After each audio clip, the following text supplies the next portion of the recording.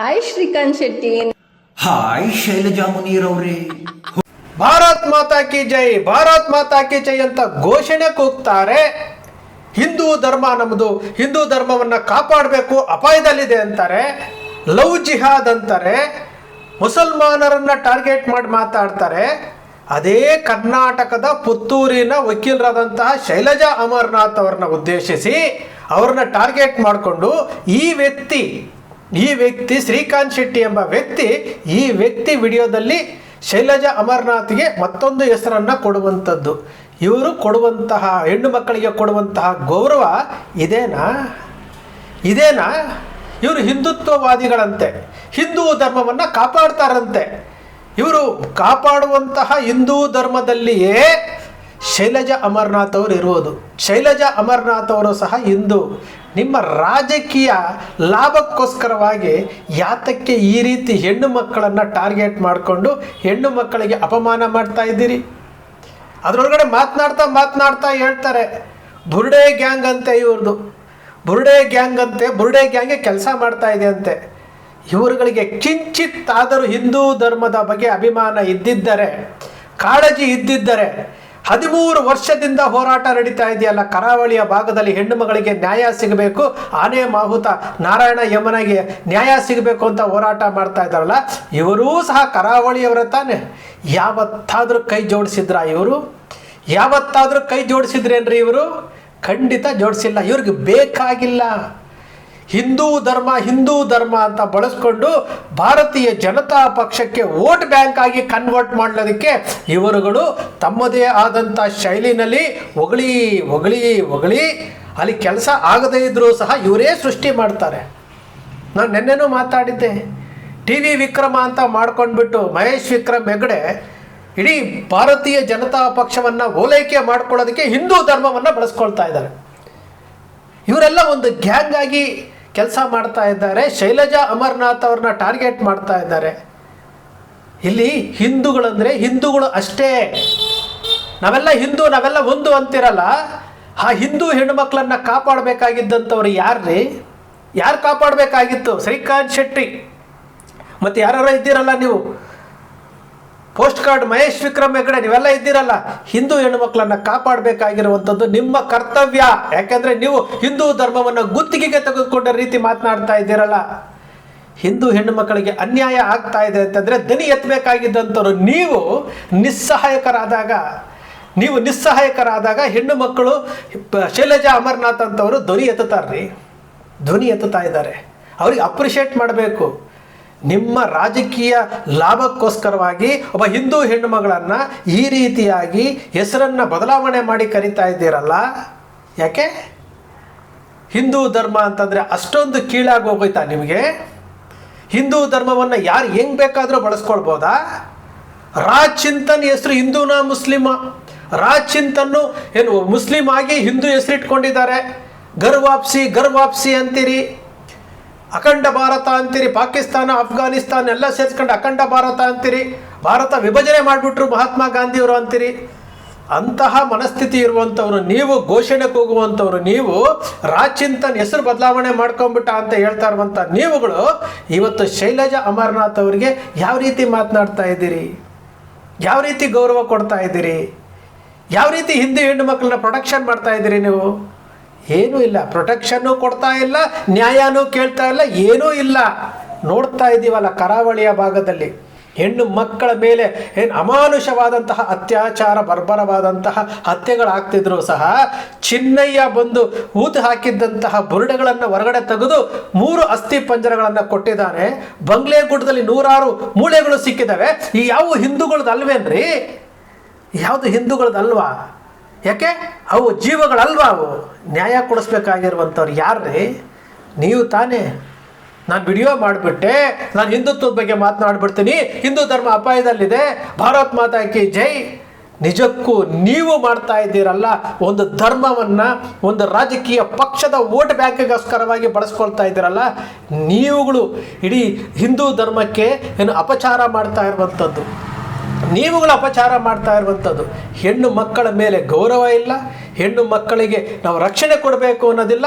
ಆ ಹೆಣ್ಣು ಮಕ್ಕಳನ್ನು ಟಾರ್ಗೆಟ್ ಮಾಡ್ತೀರಾ?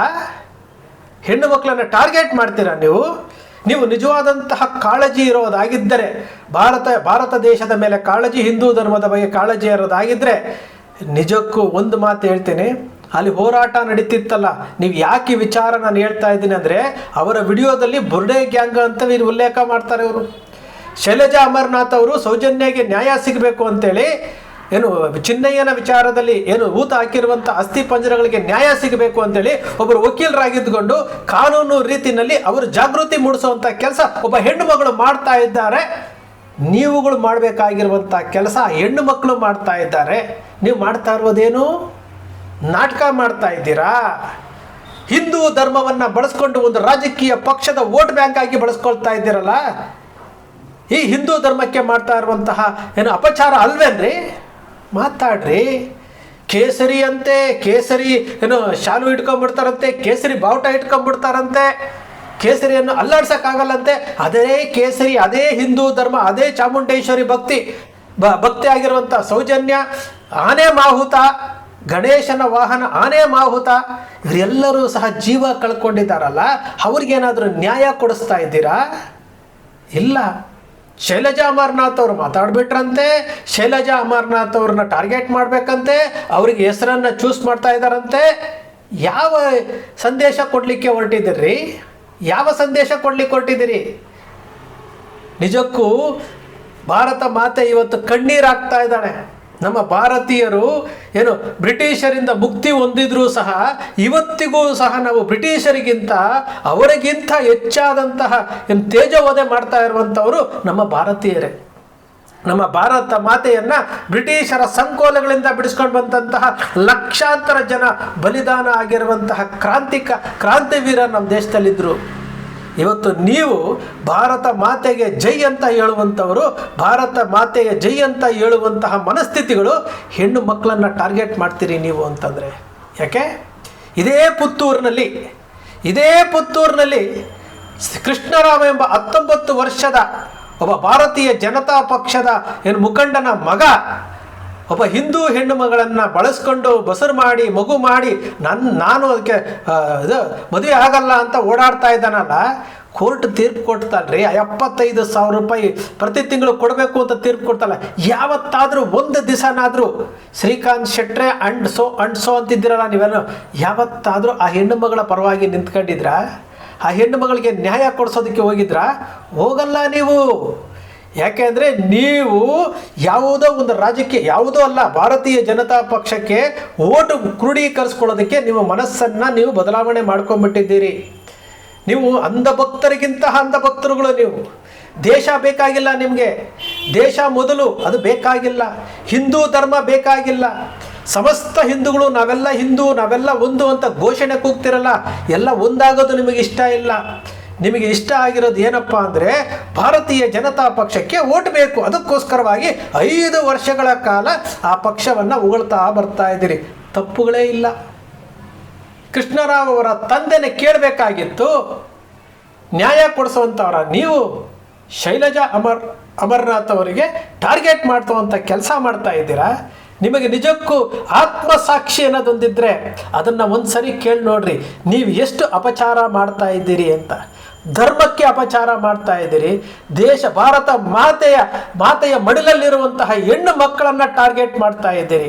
ಮಾತೆತ್ತಿದ್ರೆ ಲವ್ ಜಿಹಾದ್ ಅಂತೆ, ಮುಸಲ್ಮಾನರ ಟೀಕೆ ಮಾಡೋದಂತೆ.